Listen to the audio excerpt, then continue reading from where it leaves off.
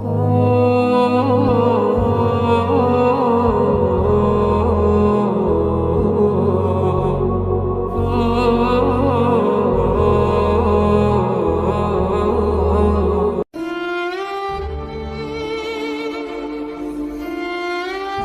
ভাই আসতে পারছে আসছে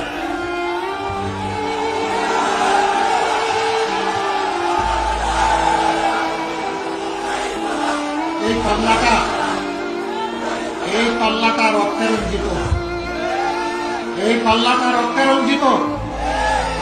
এই পাল্লার পক্ষে কাজ করতে গিয়েই একটা ভাই জীবন দিয়েছে। আল্লাহ, এই শহীদের ছিল এই পাল্লাকে তুমি কবুল করো, ইনসাফ কায়েমের শক্তি তুমি দান করো, জনগণকে এই প্রতীকের সঙ্গী বানিয়ে দাও। রব্বুল আলামিন বেইনসাফের বিরুদ্ধে তুমি ইনসাফের বিজয় দান করো। ভাই মার্কা আছে, ওকে মার্কা ইনশাআল্লাহ 12 তারিখ সারাদিন ইনশাআল্লাহ বিজয় হবে। জাযাকুমুল্লাহু খায়রান। আমি আপনাদের কাছ থেকে বিদায় নিচ্ছি।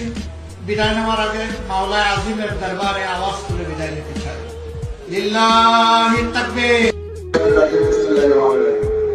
আজকে মরহুম আলহাজ্জুজ্জামান বাদল ভাইয়ের জানাজায় উপস্থিত ফজলুল সাহেব উপস্থিত রয়েছেন।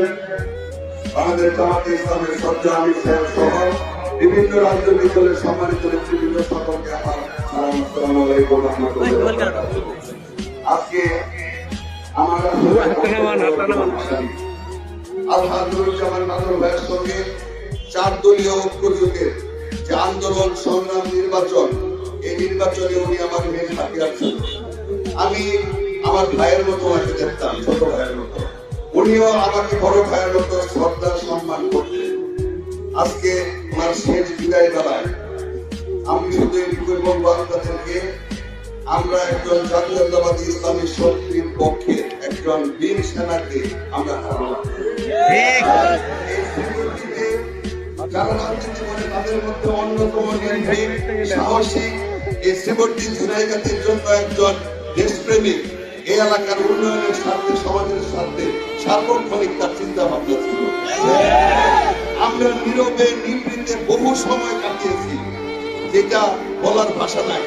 আমার বিএনপির অনেক লোক মনে করতো যে সে আমার বিএনপির এত কাছের মানুষ, এটা তার পরিবার জানতো, আমরা যারা একসঙ্গে ছিলাম জানতাম। আমি আপনাদের সকলের কাছে দোয়া চাই, চলার পথে যদি কোনো ভুলভ্রান্তি করে থাকে আপনারা ক্ষমা করে দিবেন। আমি বাংলাদেশ জাতীয়তাবাদী দলের পক্ষ থেকে, আমার ব্যক্তিগত পক্ষ থেকে তার জন্য দোয়া করছি, উদযাপন করছি। তার